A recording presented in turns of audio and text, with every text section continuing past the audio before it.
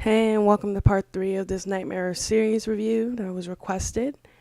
And we're up to part 3, Dream Warriors of, Nightmare on Elm Street. Now, I was just talking about Patricia Arquette and how hauntingly hot she looked. But I like to talk about the song in the beginning, which is pretty, I liked this movie so much because the songs are just so appropriate. I mean, it was just like a tour de force of fucking 80s. Kind of like how the fourth one was, but I don't like the fourth one as much as this one. Um, and the sixth one was kind of a tour of force of fucking 80s with the fucking power glove. But anyway, um, that's why I like about Freddy movies. It's so culturally based, like the remake. It's like Hot Topic Nation in that movie. Anyway, so basically, Kristen, she had a dream and she's in the fucking house or whatever. That's when it's first, I guess, she sees Freddy again. And she wakes up and she's in her house. And then, you know, she goes to the bathroom and the fucking. Now, I have to say, this is the most creative, besides the sixth one, I've seen the kills so far. In the series, this is the most creative besides the sixth one, the kills. So, the fucking. The little handles for the sink, they totally come to life, grab onto her wrist, twist it over, and another one comes out with Freddy's nails and knives, and slash her wrist. And in this movie, he's trying to make the deaths look like suicides. I have no idea why, but I guess he just got bored of regular deaths. Guess he didn't want to draw attention to himself. So anyway, so Kristen gets dumped into this fucking you could say hospital. She's in the fucking psychic ward with a bunch of other kids that are being haunted by Freddy.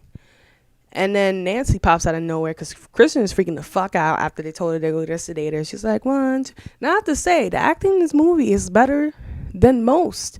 I mean, Freddy movies always have to have that sort of acting, because if you're not fucking scared out of your mind like you should be, how are we supposed to believe you? And everyone in this movie does that well, especially Taryn, Patricia Arquette. They really sold it to me. Anyway, the girl who played Taryn, I don't even know her name, but she was pretty good in this movie. I fucking liked her. She was that punk rock bitch who had the huge mohawk and was like, in my dreams, I'm beautiful and bad. But anyway, so she's freaking out. Lawrence Fishburne is in this movie. He calls himself Larry and Fishburne in the credits. But anyway, so fucking she's singing this song, 1 2 Freddy's coming for you, and she can't quite say never sleep again, which I like that. Come on, imagine that, knowing that you can never sleep again and she can't barely even say it to herself. That's fucked up. So I kind of like that they emphasize that. And then fucking Nancy comes out of nowhere with the extreme 80s hairstyle and never sleep again. She comes in, Kristen hugs her, and automatic point. Big ass brownie point for Nancy for understanding. Now, as she gets settled in, you meet a couple of people besides Lawrence Fishburne as a nurse, and there's this other doctor. I'm not going to go into his name because I honestly don't like the fact that he's in the movie. I like his character, but I didn't like the man who played it. He just seemed couldn't really act to me. He was come on, man, stop it. But anyway, as they get settled in, they have a couple of groups sessions, so straight talk only in here. Anyway, you could see that the kids are trying to get across the fact that, this is real. We're not committing suicide. These weren't accidents, because the guy is in a wheelchair and everything. And pretty much no one believes them. Everyone's trying to fucking say, no, it's this, it's that, it's guilt, it's attention seeking. But it isn't. It's Freddy. Now, this movie has one of my favorite kills in it. And no, it's not the welcome to prime time bitch kill. It's the puppet kill that I recently showed my boyfriend. He was cringing while he watched it. It was the first time he's seen it. That kill to me is awesome. The fact that he was building puppets and probably felt controlled by the world or whatever, and Freddy puppeteers him to his death. That is fucked up. Like his veins and his fucking ligaments. So like, he can't control it. It's fucked up. Like imagine how painful that should be. I was like, that's so kick ass, Freddy.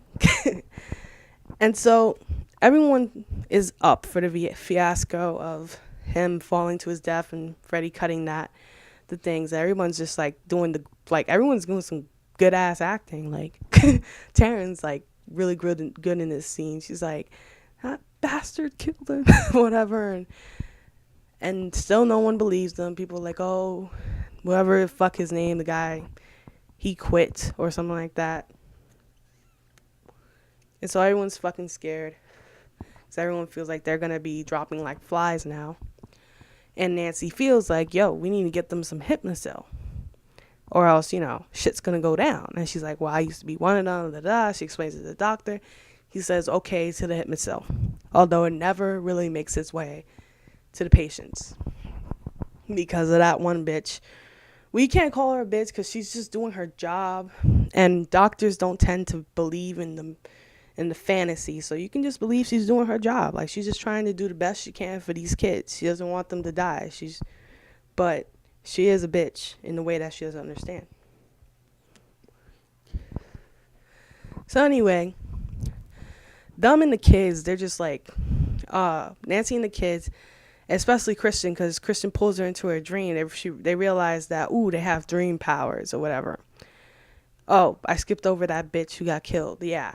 So she wants that bitch. She wanted to be a superstar, and everyone knows this. Freddy pulls her into the screen and says, welcome to prime time, bitch. She's dead. Everyone's sad. Now, everyone realizes after, head of the landing camp talks the doctor into drinking the Kool-Aid, if you will, that people have dream powers. Kristen's dream power is that she's amazingly good at gymnastics. Kincaid's dream power is that he's super strong. Joey's dream power is that he can he can talk because he's mute.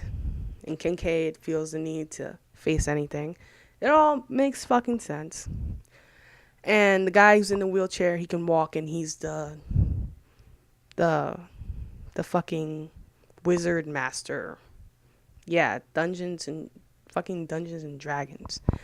Anyway, and Taryn, like I said, she's beautiful and bad. She has little knives or whatever. She's a heroin addict. Now, they play on that. I like the fact that they play on her being a heroin addict and stuff like that. That they really introduce everyone's fears and aspirations, which makes the kills effective.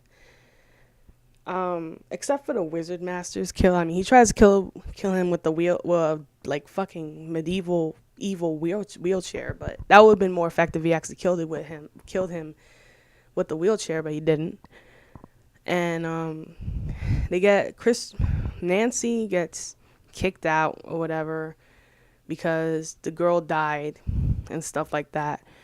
And so Nancy needs to come back because Kristen got stuck in the fucking quiet room because the bitch was like she didn't want Nancy around, and Kristen was like, well, no one can help us but her, blah, blah, blah. And she's in the quiet room, she's sedated, she's gonna go to sleep. Oh shit, right? Everyone goes in, 2 people died, Taryn, because it was like killer.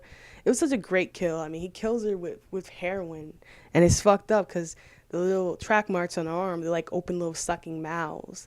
Like no matter how much she can say that she doesn't want it, he knows that she wants it.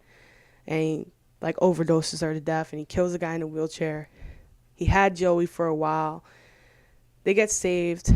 Head of the landing camp, Nancy, she gets killed in this one, but she kills Freddy while she's dying, which is really cool. Like, go Nancy, yeah. To the bitter end, this bitch was like, I'm not going down, bitch. I'm gonna take you with me, motherfucker. And Patricia Arquette is just fucking holding her, telling her like, yo, I'm gonna dream the most beautiful dream for you. And to me, that's effective. Like, damn, they've been stuck in nightmares and not being able to dream for such a long time, and it seems so fitting that she would say that I'm gonna pull you into a great dream every day, every night. And that, to me, that's like, wow. But of course, Freddy's not that quite gone, and it's a crazy ass CGI skeleton fight. I give this movie 5 out of 5 for the crazy ass CGI skeleton fight, and for the fact that it was just emotionally effective, and I fucking loved it. Next is part 4 and part 5, because honestly, I don't care for those movies, so it'll be kind of quick.